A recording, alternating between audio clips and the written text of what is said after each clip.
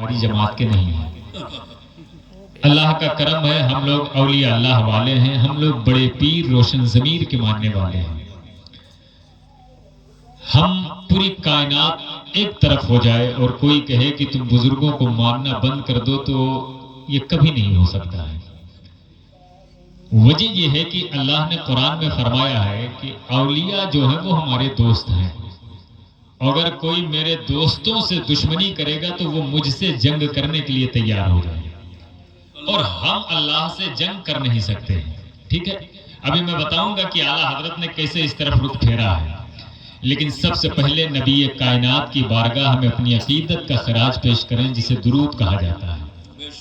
درود یہ صرف اور صرف میرا کہنا نہیں ہے، بلکہ خلاق کائنات فرماتا ہے، اے لوگو میں اپنے محبوب پر درود بھیجتا ہوں، میرے فرشتے بھیجتے ہیں، لہذا تم بھی درود بھیجا کرو۔ نبی کا سب سے بڑا میلاد جو ہے وہ جھنڈیاں لگانا نہیں ہے، کمکمے لگانا نہیں ہے، روڈوں پر روڈ شو کرنا نہیں ہے۔ نبی کا سب سے بڑا میلاد جو ہے وہ گھر کو سجانا نہیں ہے، بلکہ نبی کا سب سے بڑا میلاد اگر کچھ ہے وہ نبی پر درود پڑھنا ہے۔ لیکن جب ہم درود کی بات کریں تو مومن چپ رہتا ہے۔ میرے آقا فرماتے ہیں، البخیل بعید من الجنہ قریب من النار، بخیل جنت سے دور ہے، جہنم کے قریب ہے۔ میرے آقا کے غلام پوچھتے ہیں، یا رسول اللہ بخیل کون ہے؟ بخیل وہ ہے جو کپڑا اچھا نہیں پہنتا، میرے نبی فرماتے ہیں نہیں۔ بخیل وہ ہے جو کھانا اچھا نہیں کھاتا، نبی فرماتے ہیں نہیں۔ بخیل وہ ہے جو اچھی سواری سے نہیں چلتا، نبی فرماتے ہیں نہیں۔ پھر کہا، یا رسول اللہ پھر بخیل ہے کون؟ میرے نبی فرماتے ہیں جو مجھ پر کثرت سے درود نہ پڑھے وہی بخیل ہوا کرتا ہے۔ اور پھر فرماتے ہیں بخیل جنت سے دور ہے، جہنم کے قریب ہے۔ میرے آقا علیہ الصلوۃ والسلام پر درود پڑھنا یہ خدا کی سنت ہے، فرمان الہی ہے، درود میرے نبی پر بھیجو۔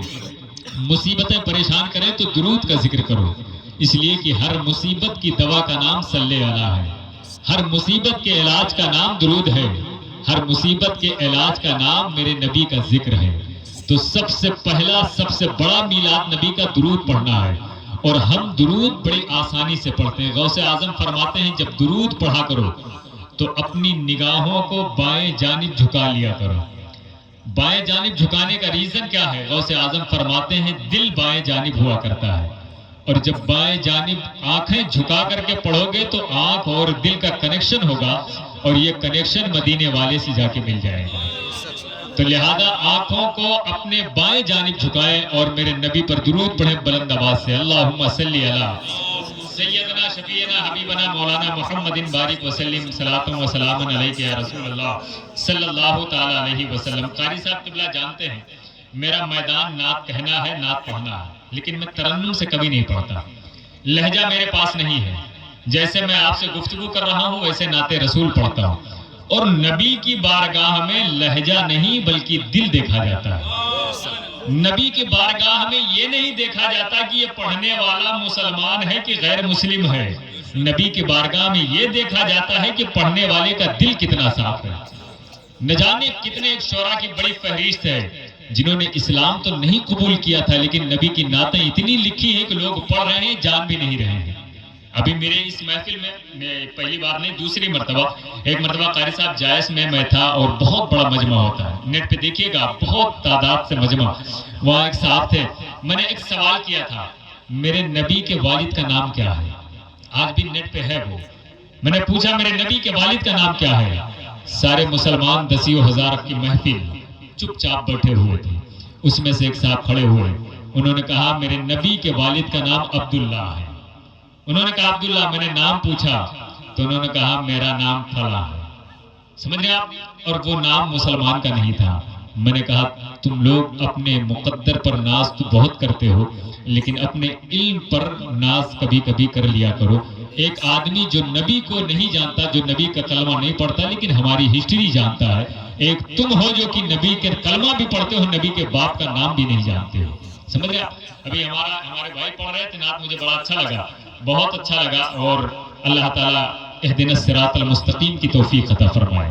نعت یہ نور ہے، دل کو روشن کر دیتا ہے۔ نعت میں بھی لکھتا ہوں، میں بھی پڑھتا ہوں۔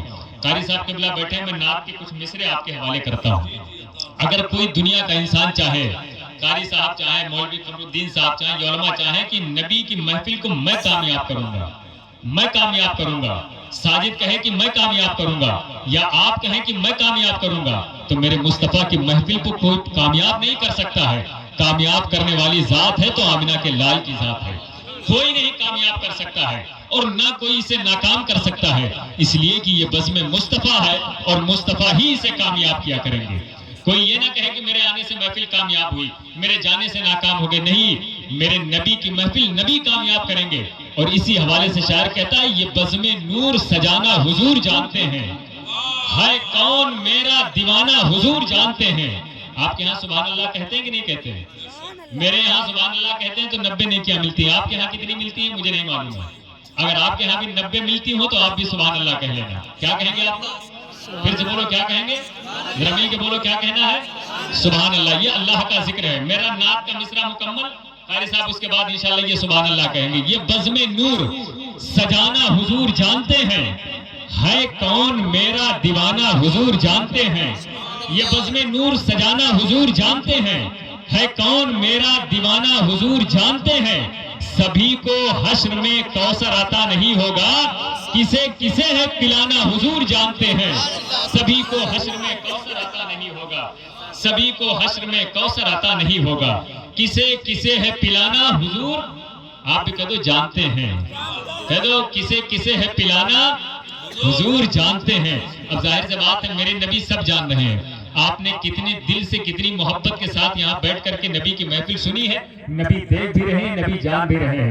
میرے آقا فرماتے جو مجھ پر دل سے درود پڑھتا ہے میں اسے پہچانتا بھی ہوں، اسے جانتا بھی ہوں۔ قیامت کے دن میں اس کی بخشش کراؤں گا اور اس کے باپ کے نام کے ساتھ میں پکارا کروں گا۔ یہ میرے نبی کی محبت ہے۔ میرے نبی سب جانتے ہیں اور ایسا جانتے ہیں کہ آپ کا دل دھڑکتا ہے۔ میرے نبی دل کی دھڑکنوں کو جانتے ہیں۔ میرے آقا علیہ السلام کی ذات ستودہ صفات یہ ہے، اللہ کے نبی ایسے عظیم نبی ہیں کہ اللہ نے قرآن میں فرمایا کانا خلقہ القرآن، یہ حدیث مصطفیٰ ہے، اور اللہ قرآن میں فرماتا ہے اے محبوب میں نے تمہارے خلق کو، تمہارے اخلاق کو بڑا عظیم کر دیا ہے۔ اب میرے نبی عظیم ہیں، ان کی رفعتیں بہت بلند ہیں، ان کی عظمتیں بہت بلند ہیں، ان کا نام بہت بلند ہے، اس لیے انہیں عرش پر احمد کہا جاتا ہے، فرش پر محمد کہا جاتا ہے۔ اتنی عظمت والا نبی ہے کہ جس زمین پر پیدا ہوتا ہے وہ زمین تمام زمین میں ممتاز ہو جاتی ہے، جس آنگن میں پیدا ہوتا ہے وہ آنگن تمام آنگن میں فخر کرتا ہے۔ میرے نبی جس کی گود میں پیدا ہوتے ہیں وہ گود تمام ماؤں سے افضل ہو جایا کرتی ہے۔ میرے نبی جس کے بیٹے بنتے ہیں وہ باپ تمام باپ میں افضل ہو جاتا ہے۔ میرے نبی جس دیوار سے پیٹھ لگا کر کے بیٹھ جاتے ہیں وہ دیوار دنیا میں سب سے عظیم ہو جاتی ہے۔ میرے نبی مکے میں قیام کریں تو مکہ افضل والا ہو جائے، میرے نبی میرے مصطفیٰ مدینے میں قیام کریں تو مدینہ افضل والا ہو جائے۔ اسی طریقے سے ایک صاحب نے کہا مدینہ افضل ہے، ایک صاحب نے کہا مکہ افضل ہے، مینا بھی وہی ہے، حتیم بھی وہی ہے، مزدلفہ بھی وہی ہے، سب کچھ تو کعبے میں ہے، کعبہ افضل ہوا۔ اعلیٰ حضرت کہتے سنو سنو، تمہاری نزدیک کعبہ افضل ہے کوئی بات نہیں ہے، لیکن میں تو عاشق ہوں، میں عاشق رسول ہوں، میرا دل یہ بولتا ہے طیبہ نہ صحیح افضل، مکہ ہی بڑا زاہد۔ اے عشق بندو، اے لوگو ہم عشق کے بندے ہیں، کیوں بات بڑھائی ہے، طیبہ نہ صحیح افضل۔ میرے آقا علیہ السلام جس زمین سے گزرے وہ زمین افضل ہو گئی، میرے نبی سے جو قریب ہوا وہ افضل ہو گیا، صدیق قریب ہوئے، افضل البشر بعد الانبیاء بالتحقیق کا تاج مل گیا ہے، عمر قریب ہوئے، میرے نبی فرماتے میرے بعد کوئی نبی ہوتا تو وہ عمر ہوتے، عثمان قریب ہوئے، میرے نبی فرماتے ہیں عثمان ایسی شخصیت کا نام ہے کہ میرے پاس اگر لگاتار کئی بیٹیاں ہوتی تو میں عثمان کے نکاح میں دیا کرتا۔ مولا علی قریب ہوئے، انہیں فاتح خیبر بنا دیا، داماد پیغمبر بنا لیا۔ میرے نبی سے جو قریب ہوا اسے عظمتیں مل گئی ہیں، میرے نبی سے جو زمانہ قریب ہوا اسے قرون اولا کہا جاتا ہے، میرے نبی سے جو قریب رہا اسے صحابہ کہا جاتا ہے، جو صحابی سے قریب رہا اسے تابعی کہا جاتا ہے، جو تابعی سے قریب رہا اسے تبع تابعی کہا جاتا ہے، اور جو تبع تابعی سے قریب رہا اسے مجتہد کہا جاتا ہے۔ اب آپ سوچ سکتے ہیں میرے آقا علیہ السلام کی ذات سے جو جتنا قریب ہوتا گیا اللہ نے اس کے مرتبے کو اتنا بلند کر دیا ہے۔ لیکن میرے نبی کا اخلاق کیا تھا؟ اخلاق میرے نبی کا یہ تھا، میرے نبی دل کی دھڑکنوں کو جانتے تھے۔ آپ نے واقعہ بھی سنا ہوگا کہ میرے نبی جب مکہ میں پیدا ہوئے تو لوگوں نے کہا مدینے میں مکے میں جادوگر پیدا ہو گیا ہے، مکے میں ایسا شخص پیدا ہوا ہے کہ کوئی اسے دیکھ لیتا ہے تو اس کا مذہب اپنا لیتا ہے۔ لوگ بھاگنے لگے، مکہ چھوڑنے لگے، لوگ منع کرتے تھے کہ محمد بن عبداللہ کے پاس مت جانا، لیکن میرے آقا کا کردار ایسا کردار تھا، اخلاق ایسا اخلاق تھا کہ لوگ دیکھ کر کے اسلام قبول کر لیا کرتے تھے۔ میرے نبی مکے میں ہے، ایک بڑھیا جو ڈر کے مارے اپنا بوریا بستر سمیٹ کر کے اپنے دروازے پر بیٹھی ہوئی تھی، میرے آقا دروازے کے قریب سے گزر رہے تھے۔ اس بڑھیا نے کہا اے شہزادے کہاں جا رہا ہے، ذرا میرے قریب تو آ جا۔ اس بڑھیا نے بلایا، جانے والی شخصیت کوئی اور نہیں ہے، آمنہ کے لال ہیں۔ جب قریب گئے تو بڑھیا کہتی ہے بیٹا ذرا سے یہ گدڑی اٹھا کر کے میرے سر پہ رکھ دے۔ میرے نبی نے جب اسے اٹھایا تو وہ وزنی تھی۔ بڑھیا سے کہا اے بوڑھی ماں، یہ جو گٹھری ہے، یہ جو آپ کا سامان ہے بڑا وزن ہے، اگر آپ کہیں تو میں یہ سامان آپ کے گھر تک پہنچا دوں، آپ جانا کہاں چاہتی ہیں؟ وہ بڑھیا کہتی ہے اسی شہر مکے میں ایک شخص پیدا ہوا ہے جس کے باپ کا نام عبداللہ ہے، جس کا نام محمد ہے، وہ جادوگر ہے، اسے جو دیکھتا ہے جو ملتا ہے کلمہ پڑھ لیتا ہے، اس کے نام کا مالا جپنے لگتا ہے، میں اس کے ڈر سے جا رہی ہوں یہ مکہ چھوڑ کر کے، وہی میرے نبی ہیں۔ بڑھیا سامنے بات کر رہی، اسے پتا نہیں ہے کہ کون میرے سامنے ہے۔ میرے نبی نے گٹھری اٹھایا، اپنے کندھے پہ رکھا، بڑھیا آگے آگے جا رہی ہے، میرے نبی پیچھے پیچھے چل رہے ہیں۔ جاتے جاتے جب قریب منزل آئی اور جب منزل کے قریب پہنچے تو بڑھیا نے کہا بیٹا یہیں پہ رکھ دے میرا سامان۔ جب میرے نبی نے سامان وہیں رکھا اور رکھنے کے بعد جب پلٹنے لگے تو اس بڑھیا نے کہا اے بیٹے تو نے بڑا احسان کیا ہے، بڑا میرے ساتھ بڑی ہمدردی کی ہے، اپنا نام تو بتا دے، تو رہتا کہاں ہے، تو پیدا کہاں ہوا ہے؟ میرے نبی فرماتے ہیں اے بوڑھی ماں تم میرا نام مت پوچھو، میرا پتہ مت پوچھو، لیکن وہ بوڑھی کہتی ہے اس مکے میں اتنا کون ہمدرد ہو گیا ہے جو میرا سامان اٹھا کر کے مکان تک پہنچا رہا ہے، میری منزل تک پہنچا رہا ہے۔ میرے نبی کھڑے ہوئے ہیں، مسکرا رہے ہیں، کہتے ہیں اے بوڑھی ماں تو نام جاننا چاہتی ہے؟ کہا ہاں میں جاننا چاہتی ہوں، تاکہ لوگ پوچھے تو میں تیری تعریف کر سکوں، میں تیرا قصیدہ پڑھ سکوں۔ میرے نبی کہتے ہیں اے بڑھیا جس کے ڈر سے تم مکہ چھوڑ رہی میں وہی محمد ابن عبداللہ ہوں۔ اتنا سنا تو اس کے آنکھوں سے آنسو آ گیا اور بڑھیا کہنے لگی اے محمد بن عبداللہ آپ وہی ہیں جسے دنیا جادوگر کہتی ہے؟ کہا ہاں میں وہی ہوں جسے دنیا جادوگر کہہ رہی ہے۔ میرے نبی علیہ السلام نے کہا میں ہی محمد ابن عبداللہ ہوں، میرے ہی ڈر سے آپ مکہ چھوڑ رہی ہیں۔ اس بڑھیا نے کہا قسم خدا کی میرے دل کی دنیا بدل گئی ہے، کیا تمہیں اخلاق عطا کیا گیا ہے، کیا تمہیں کردار عطا کیا گیا ہے؟ لوگ تمہیں جادوگر کہتے ہیں، میں کہتا ہوں جادوگر نہیں ہیں آپ تو اخلاق کے پیکر ہیں۔ اسی بڑھیا نے کہا اے محمد بن عبداللہ آپ جادوگر نہیں ہیں، سچے اللہ کے نبی ہیں، لہٰذا مجھے بھی کلمہ پڑھاؤ، مجھے اسلام میں داخل کرو۔ اس بڑھیا نے ایمان قبول کیا۔ جبھی تو کچھ لوگوں نے کہا کہ تیرے شانوں پہ گیسو بولتے ہیں، اسے کچھ لوگ جادو بولتے ہیں، تیرے شانوں پہ گیسو بولتے ہیں، اسے کچھ لوگ جادو بولتے ہیں، ابھی تہذیب کا نوحہ نگانا، ابھی کچھ لوگ اردو بولتے ہیں۔ میرے نبی علیہ السلام کی ذات ستودہ صفات ہے، بڑھیا کا گھر ہے، اور پھر اس کے بعد نبی چلے آ رہے ہیں، واپس آ گئے پلٹ کر کے، بڑھیا نے اسلام قبول کر لیا۔ ایک دن ایک اور موقع آیا تھا، یہ میرے مصطفیٰ کا اخلاق ہے، ایک اخلاق ہے ایک حسن ہے، اور دونوں عظیم ہیں میرے نبی کی۔ میرے نبی علیہ السلام کی بارگاہ ناز ہے، میرے نبی حرم میں بیٹھے ہوئے ہیں، ایک یہودی کا بچہ ہے جس کی ماں بیوہ ہو چکی ہے، جس کے ماں کے تن پر پھٹے ہوئے لباس ہیں۔ اس نے کہا کہ اپنی ماں سے اے میری ماں اگر تو اجازت دے تو میں جا کر کے کسی سے تیرے لیے لباس مانگ کر کے لے آؤں۔ حقیقت یہ ہے ماں نے کہا بیٹا نہیں، کسی کے سامنے دستے سوال دراز مت کرنا، جیسے بھی میری کٹ رہی ہے کٹنے دو۔ بیٹے نے کہا ماں مجھے اچھا نہیں لگتا ہے، تیرے جسم پر پھٹے پرانے لباس ہیں، دیکھیے تیرا جسم جھلک رہا ہے، مجھے یہ اچھا نہیں لگتا، میں کسی دوسرے سے مانگنے نہیں جاؤں گا، میں جا رہا ہوں اپنے چچا سے مانگنے۔ اپنے سگے چچا کے پاس گیا، وہ بچہ بھی چھوٹا سا ہے، نوجوانی کی عمر بھی نہیں ہے بلکہ عمر ابھی چھوٹی ہے۔ چچا کی بارگاہ میں گیا اور چچا سے کہنے لگا اے چچا آپ میرے چچا ہیں، میرا باپ نہیں ہے، میری ماں تنہا ہے، میری عمر بہت چھوٹی ہے، میں کمانے کے لائق نہیں ہوں، میرے ماں کے بدن پر لباس نہیں ہے، وہ ٹھنڈی میں ٹھنڈی لگتی ہے اسے، گرمی میں بدن جلتا ہے اس کا، اس کے پاس کوئی لباس نہیں ہے، اگر ہو سکے تو چچا جان مجھے ایک لباس دے دیں یا مارکیٹ سے دلوا دیں، اس لیے اللہ نے آپ کو بڑا نواز رکھا ہے۔ یعنی کہ اس کے کہنے کے مطابق کہ آپ خدا نے بہت نواز رکھا ہے۔ اس بچے نے کہا اے چچا جان مجھے ایک لباس دلا دیں، لیکن ظاہر سی بات ہے چچا بے رحم تھا، اس نے بچے کو ڈانٹا اور کہا جا یہاں سے، جیسے مرضی آئے ویسے تیری ماں زندگی گزارے، میرے پاس پیسہ نہیں کہ میں تجھے لباس دوں۔ اب وہ بچہ پلٹ کر کے اپنے چچا کے گھر سے واپس جا رہا تھا، اور جب واپس جا رہا تھا آنکھوں سے آنسو ٹپک رہے تھے، روتا ہوا جا رہا تھا۔ راستے میں ایک شخص शख्स मिल गया। उस शख्स ने कहा, ए बेटे कहां से आ रहा है? कहा मत पूछो मैं कहां से आ रहा हूं। कहा बता तो रोने का सबब क्या है? बेटे ने कहा मेरे माँ के जिस्म पर लिबास नहीं है, मैं अपने चचा के बारगाह में गया था, चचा के पास। मैंने कहा हो सकता है मेरा सगा चचा है, मुझे मेरी माँ को कपड़ा दे दे। कहा हुआ क्या? कहा हुआ जाने के बाद मेरे चचा ने मुझे डांट करके भगा दिया, उसी ने मुझे रुलाया है। तो उस आदमी ने कहा, ए बेटे अगर तू बुरा न माने तो मैं तुझे एक पता बताता हूँ, तू वहां चला जा, वहां तुझे लिबास भी मिल जाएगा, तुझे खाना भी मिल जाएगा, तुझे कपड़ा भी मिल जाएगा। तो कहा बताओ बताओ वो कौन सी जगह है?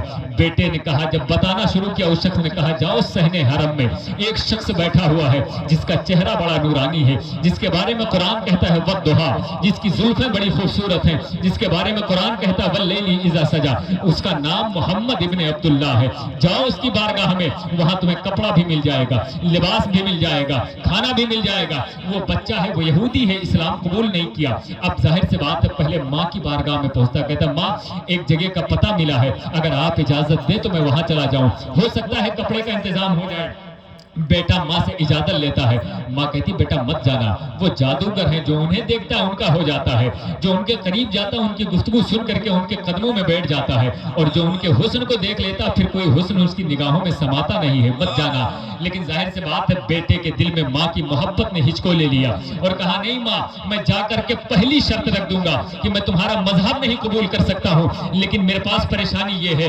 बेटे ने इतना कहा और घर के दरवाजे से कदम बाहर निकाला, मस्जिद नबवी के करीब पहुंचा, सहने हरम में पहुंचा तो देखा दाहिने तरफ बाएं तरफ इधर अबू बकर उमर और उस्मान बैठे हुए हैं, मौला अली बैठे हुए हैं, जुबैर और तलहा बैठे हुए हैं, और बीच में मेरे नबी जाने अंजुमन बन करके बैठे हुए हैं। जब चेहरे पर पड़ा, जब नजरें मुस्तफा पर पड़ी, मेरे नबी तो दिल के हालात को जानते थे, सब कुछ जान रहे हैं नबी। वो लड़का करीब गया और जाने के बाद कहा आप मोहम्मद इब्न अब्दुल्लाह हैं? मेरे नबी ने कहा बेटा हाँ मैं मोहम्मद इब्न अब्दुल्लाह। कहा मैं कुछ फरियाद लेकर के आया हूँ, लेकिन मेरी पहली शर्त यह है कि मैं आपका कलमा नहीं पढ़ सकता हूँ, मैं आपका इस्लाम नहीं कबूल कर सकता हूँ, मैं आपका धर्म नहीं कबूल कर सकता हूँ। कहा बेटा कोई बात नहीं है, बता परेशानी क्या है?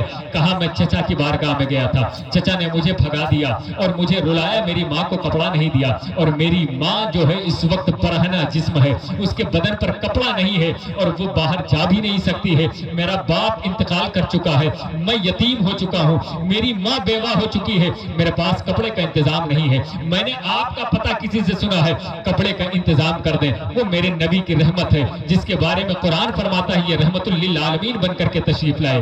धर्म और मजहब भी नहीं पूछा और ना कहा कि तुम धर्म कबूल कर लेना। मेरे नबी अपनी चादर रहमत उठाते हैं, उस बच्चे के कदम में डाल देते हैं और कहते बेटा ले जा अपनी माँ को उड़ा देना। अब जाहिर सी बात है वो बेटा माँ के कदमों में वो चादर रहमत उठाता है। जिसको प्रधान जी का लेटर मिल जाता है बड़ा खुश हो जाता है, लेकिन मेरे नबी की चादर मिल रही है जिसके बारे में फरमाया जाता है वो तो नबी की चादर है, गौसे आजम की चादर का कोना जिसमें सारे शाप महशर के गुनहगार उम्मती समा जाएं, तो मेरे नबी की चादर का आलम क्या होगा। वो रहमत वाली चादर वो बेटा लेता है, बच्चा लेकर के माँ की बारगाह में पहुंचता है। माँ ये चादर दिया है मुझे, किसने दिया? मोहम्मद बिन अब्दुल्लाह ने दिया। कहा बेटा क्या मजहब तो नहीं कबूल किया? कहा नहीं माँ मैंने मजहब नहीं कबूल किया है, मैंने तो पहले ही शर्त रख दिया था मैं मजहब नहीं कबूल कर सकती, मैं कुछ नहीं मैं कबूल कर सकता। माँ ने कहा बेटा जिस मोहम्मद का तूने मजहब नहीं कबूल किया है, सोच तेरा चचा तेरा ना हुआ, तेरा पड़ोसी तेरा ना हुआ, तेरे गांव वाले तेरे ना हो सके, लेकिन वो इंसान जो तेरी मजहब का भी नहीं है वो तेरी माँ को कपड़े दे रहा है, बताइए एहसान नहीं है तो क्या है। फौरन माँ ने कहा जा बेटा उसी मोहम्मद का तू भी कलमा पढ़ ले, उसका गुलाम बन जा। आने के बाद उसने पढ़ा ला इलाहा इल्लल्लाह मुहम्मदुर रसूलुल्लाह और वो मजहब इस्लाम कबूल करके दामन इस्लाम में दाखिल हो गए। नारे तकबीर, नारे रिसालत, गुरसे मुक़द्दस, सुभान अल्लाह। मेरे आका अलैहिस्सलातु वस्सलाम का किरदार ये है कि जो उन्हें देखे वो उनका हो करके रह जाए। मेरे नबी अलैहिस्सलातु वस्सलाम एक मौके पर जंग का माहौल था, सहाबा बरहना शमशीर चले आ रहे थे,